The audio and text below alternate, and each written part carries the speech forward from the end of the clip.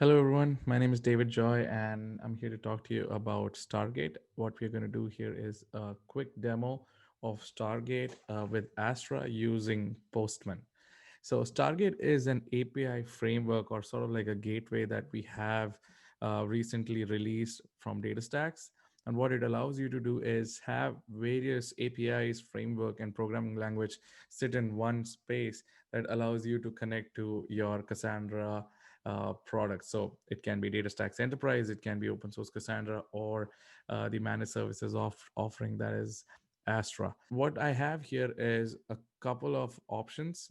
I have an authentication API. I have APIs for REST, for making REST calls. I have document API, and document APIs is something that typically is not something that we have heard about or used typically with Cassandra, but document APIs are something that now you would be able to use with Stargate and with Cassandra. We also have GraphQL APIs available through Stargate that we will be using to connect to Astra and Cassandra. So in today's demo, I'm going to show you how these APIs really work, and we will not go too deep into it. There's plenty of documentation available to see how it works.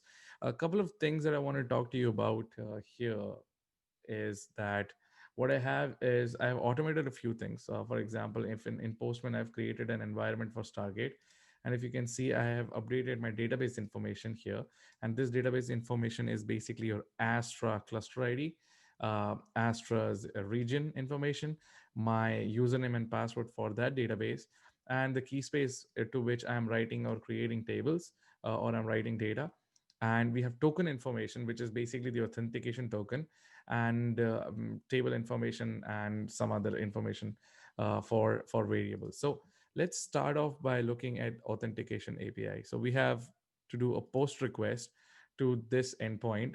And if you can notice here is I am passing the variable DB that comes from our Stargate environment. Similarly, the region is getting called. So the variable is essentially calling it. And what we are doing is we are hitting the REST v1 auth API, and along with this, what I've also done is I've written a small test script.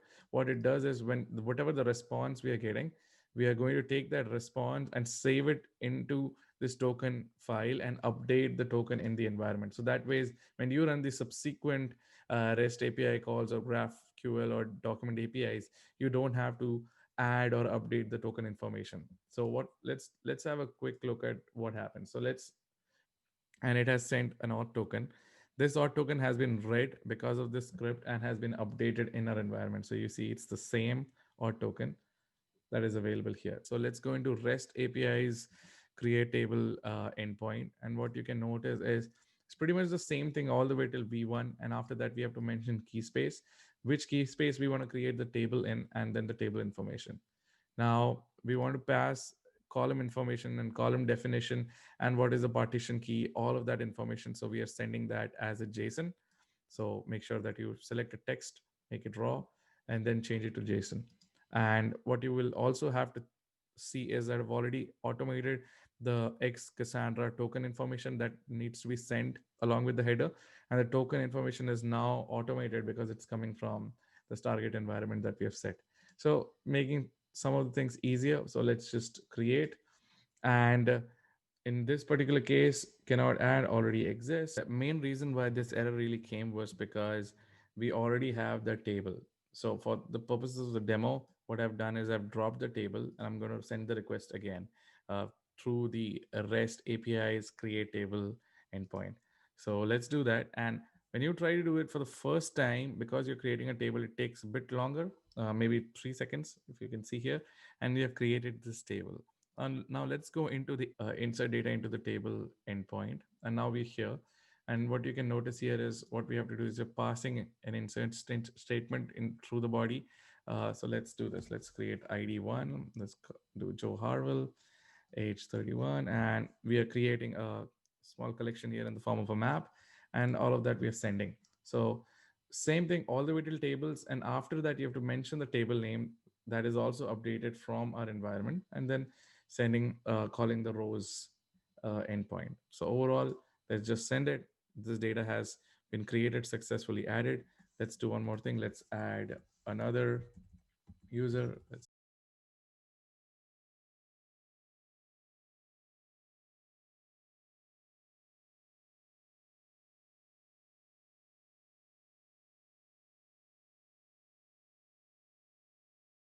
ID 3. All right. So we've added three records now into the database through the insert endpoint. Now let's retrieve that. So again, the difference between this request and this request is pretty much the same, except for the fact that you're going to do a get request instead of post. Everything else is the same, except for the fact that after the rows URL, you have to add the primary key. So I'm sending the primary key. Last it was one. So if you can come here, we notice is that we have all the information that we loaded for Joe. It's getting retrieved and coming back as a JSON, which is amazing because that's how I wanted. Again, I'm searching for primary key with two, primary key with three, and the data is getting updated. So it's super easy now with this REST endpoints. You can also search and query by creating a filter query or a submit query, and that you can actually pass as the whole query as a JSON file. So if you see here, what I want is I want just the ID, the first name and the last name and age, and I'm searching for ID equals to one, which is my partition key, and the operator is equal to, and I'm sending it with the URL in the same URL, except for the fact that instead of sending the primary key or the partition key, I'm sending actually the query as a part of the body. And again, if you see the header, the token is getting updated. That information is already there. So if you send this, what you see is only those specific columns have been read, and we have the information the way we want it. Now let's go and update a record. So let's go and update maybe for row number two. Let's change my name to like somebody else, right? And let's just do this. And as soon as you do this, you see that information has been updated. We can go back and do a get request with this, and you see that person's name has been changed. My name was David, and now it's been changed. So different URLs, different endpoints available with REST APIs, and it's made things so much more easier. So now, as you were saying, the key thing here to remember when you're updating it, that the request that you have is basically a put request and not a post or a get. So make sure you do that. Again, everything else is pretty much the same. And now let's delete a record. So let's drop the third row in our Astra table, and let's just send the partition key. Again, the difference is it's basically the put request, the same endpoint, except for the fact that the request that you're sending is a delete instead of a put. So, and we are sending row three, and again, and that has completed. If you now go and try to retrieve third record, that record has gone. I mean, just to verify, let's add Don's information again.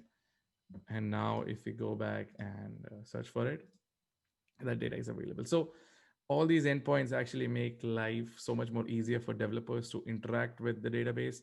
And in our case, Astra is managed by Cassandra, so you can focus on developing with these endpoints.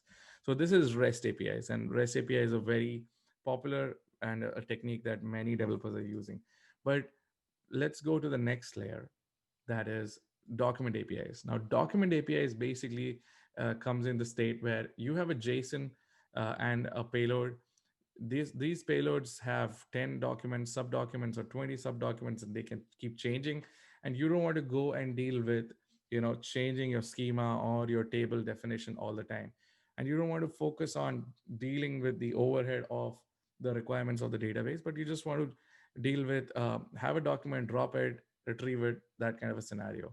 So typically with document APIs, what we are seeing is you have a JSON. All right, so here I have a game document, which is basically a JSON of game, and there's information about that game, current state, some audience size, different round, basically different sub documents available for that game, and it's in the form of a JSON. And I just want to load this and not deal with creating the table. So before I start creating this document, let's go and see if there is any data already available. Well, as you can see, there is no data available right now for this document in Astra. All right, so here I have a JSON payload that has some information about a game. So for hockey, we have some information, and for that game, we have various subdocuments available. So the key thing here is to be able to use an endpoint to load this JSON payload, right? And this document into Astra. So what we're going to do is we are going to start using the document API. So in this particular case, if you can notice, is everything is the same all the way till REST, except for the fact that from this point on, we have version 2 of the document API or version 2 API. So version 2 APIs are all correlated to document API. So what we have to do here is that use v2, add namespace basically, which means is a collection of collections. Give your key space where you want to create this collection, basically this document, and it'll create a table. You have to give a collection name, which is games, and that is sort of like a name for the table. And then I'm sending, the most important thing is to send a document ID, and the document ID is and has to be unique, otherwise you will end up into problems. So I'm creating a document called 100, document ID called 100, and now I'm going to do a put request for this URL with this payload, and and that's what's happening. And when you do it for the first time, it'll take some more time because it's first creating the table in Astra and then loading this data. So it'll take a bit time for the first time, but any subsequent updates or inserts into this table will not take a long time. So we have created this document, and if you can go to the get request or like fetch a specific document using the document ID, it's pretty much the same document. If you see here, it's the same document. However, what is happening is it's a get request instead of a post request. So, or a put request. We do send, and we can see all of that data has been fetched back from Astra. So let's do this. Let's try to search for 101, which is an ID that we have not created. And we send the request. You see, we did not get any data. So let's go and create 101 document. Let's call this chess, and let's just change the document or the audience size. We make it 70, and let's keep everything else the same. And we do a send request, and you see, because the table is already created in Astra, this request is way more faster. So now we search for 101, and you see this data for document ID 1 with all the data for chess is retrieved very quickly. So now let's talk about subdocuments. And that's sometimes you want to get a specific document out of a JSON and not deal with getting the whole payload back to you. So you want specific payload. So, right. So what we want to do is, if you see, we have this JSON document available. We want to get only the votes subdocument, only this information. So what I can do is, or only questions subdocument. So I'm just getting that subdocument from this document. So I can just go in here and just type in questions, and this should get me only the subdocument called questions. And as you can see, we have all of that data retrieved. And if I look for another subdocument that called, it's called votes for the same document ID, when we do get request, I don't get any data. So that means this data is not available. So you want to maybe update this data, and developers may want to update this data. So what you can do is go to this next endpoint that is available in Stargate's document API, that is called patch.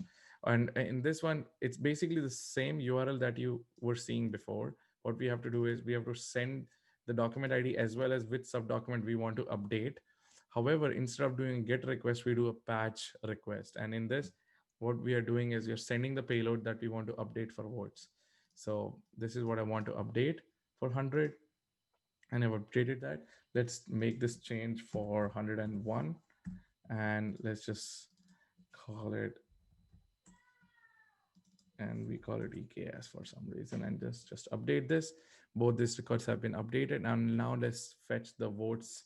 Go to the subdocument API that we have and just search for votes. And as you can see, we have got just that information that we just updated. All right, so look at that. For 101, also we updated RWQ and EKS, and we got just that information. So now let's talk about fetching all documents in a collection. So fetching all documents in a collection is something that we can do, but let's talk about it from a perspective of pagination, right? So you have, let's suppose, 20 documents available that come, and you don't want to have and present all these 20 documents. You want to just get 5 documents per page. So we have these parameters that we can send with what we can do now with the params field. If you see, we were so far dealing with headers, we had body. Now we go into params. We can add a page size parameter and say I just want 5 documents. So here, because we have 2 documents, let's just do one as page size, and I'm adding a feature called fields to get only specific documents out of that document. So I want the document ID and I want the game code. That's it. And I want to get just one page. And what we're doing here is uh, just doing a send request, sending it, just doing a get request. So what you can see here is we got one game code. So now let's change this to 2, and we send it. As soon as we do it, you see that we have got 2 game codes because I've changed the number of documents I want to see based on the page size. We can also save the page state. So if we go back and do page 1, save that information, and basically copy that completely, that page state, come here and just basically enable that and update that page state. What we would now do is when we hit this get request, we would get the next document because the page state was saved. And you see automatically we got the 101 document as well as the game code for that. So it's made things so much more easier. So for developers trying to use these variables, these features, and these documents, it's so much more simpler, and making things more easier for them to develop rather than focus on operational decision making. So now let's do search with some where conditions. So again, I am searching the entire collection. So as you can notice, everything is the same all the way till games because I want to search all documents. Typically, we would want you to send a partition ID or a document ID so that you can search specifically.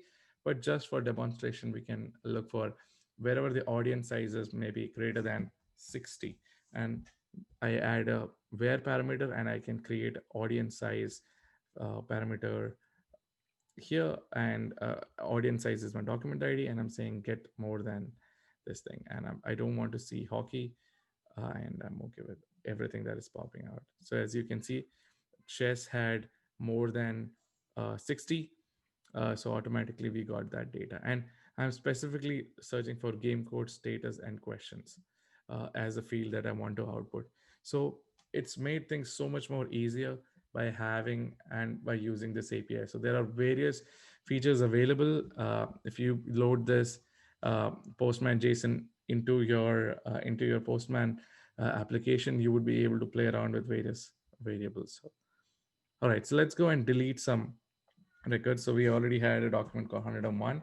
So it's, if you see here, it's actually the same API, except for the fact that instead of get, it's a delete. So it's the same thing. We're changing this and we're making a delete, and we're doing a delete request. And now when you try to do a fetch, that data has been removed. All right, so let's talk about the GraphQL APIs, and there are multiple, endpoints again available for the GraphQL API. There is one for retrieving the schema information. There is one for reading data, and like that, pretty much the same thing that you can do with REST. We can load some data using the GraphQL API. We can create a table with the GraphQL API. But what I want to do here is show you that once you create a table, anyways, either you do it with a create statement in SQL, or you use the REST API, REST API to create a table, you would still be able to retrieve the schema information using the GraphQL API. So let's do that. The first thing to note here is that when you're doing retrieve schema information, you want to send the GraphQL schema. So if just to compare, here you had API/REST, V1, and everything else. In the retrieve schema, or for the GraphQL APIs, The API is not REST, it's GraphQL hyphen schema. And I think you can also use just slash GraphQL also. Maybe let's try that. Okay, so I think we just have to use schema here. So let's just call this, and we are doing a post request. And this is basically getting us all the information of the GraphQL. However, along with that, we also have to send the get tables information. We have to send the key space information, that is remote telemetry, and the name, the table name, column, kind, basic, all the information that I want to fetch out. So this is a typical GraphQL query that I'm passing along with this endpoint. And as you can see, I've got the table schema definition. And if you noticed, we did not create this table using GraphQL. This was created using the REST endpoint, but we are able to get all the information the way we want it, right? So this is amazing. Again, we created a games table. So there's games table and its information also coming in. So it's really good.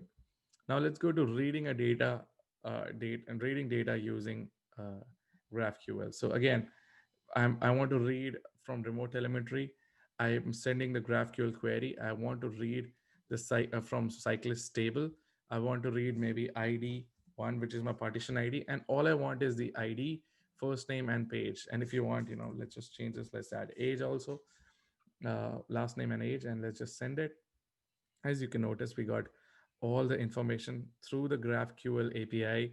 Again, things are so much quicker. You see, we did GraphQL, key space, it's all good, right? And now let's try to insert some data. And again, when we are trying to insert, we want to put in some information that's not from the same partition key. So I'm going to create a new partition called ID equal to 4. First name is JJ Jack, age 31, France. And I am saving all of that information and inserting it. And I'm inserting another one. Do it 5. Let's just call it Derek. And let's just call him Fisher for now. And now we are loading, we are basically using the mutation method that is available through GraphQL and sending this insert statement, which is typical of what you would do with GraphQL. So we are inserting again between read and insert. It's the same endpoint, but what matters is in GraphQL is the fact that you are sending a query here, whereas with GraphQL you're sending a mutation. So send, and as we can see, all of this data was created. Let's do a retrieve this data, or see if this data has been loaded. Just do a send request or a post request with the GraphQL, and you see that data has been created. Let's do this. Let's look for the other one that we updated for JJ, and that data has also been updated. So various cool things that you can do with GraphQL as well. Again, whatever you want to do as a developer, you can go and choose REST API, document, GraphQL, whatever the use case is. The thing is, it's been made so simple for you using Stargate. So now let's try to retrieve some data. And we've spoken about pagination in document, but let's talk about pagination in GraphQL. So the thing is, what you will have to do is pass the options, and options as with page size and the page state. And what I'm trying to retrieve here is, I know we have almost 4 or 5 documents, 4 or 5 rows in that table right now. And let's just stick to page size 1. So what we will do is we'll do query, remove affiliation. And as you can see, we got this information. So now let's copy this page state from here, update this over here to go to the next record. And as you can see, we got the next record. So that ways things have been made so much more easier. You can remove page state if you want and just get 2 records actually. And when you do that, you see we got 2 different records using GraphQL. So various things that you can do. In GraphQL, sometimes people and folks or developers want to focus on uh, having multiple queries that they want to send at the same time, but also associate that or create aliases. So here, what we are able to do is we're sending a query. This query is basically searching for ID1, getting that first name and associating that with alias ESM. And we are also running another query with ID equal to 2, and getting that first name and aliasing that with with DA as the alias. So same thing, doing a post request. When we send that, you can see we got all of that information. So you can do multiple things. So if you have a use case where you have different applications, have different pages, you want to compare two applications and get that information, associate that, or give an alias to those information or data, that you can do with the GraphQL API using this alias method.